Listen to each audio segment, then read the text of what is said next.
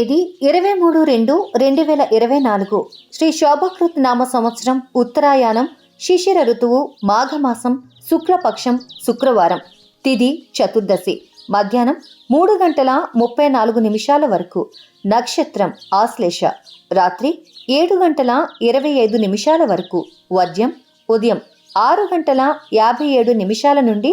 8:48 వరకు దుర్ముహూర్తం ఉదయం 8:46 నుండి 9:33 వరకు మధ్యాహ్నం 12:40 నుండి 3:27 వరకు శుభ సమయం సాయంత్రం 5:38 నుండి 7:25 వరకు।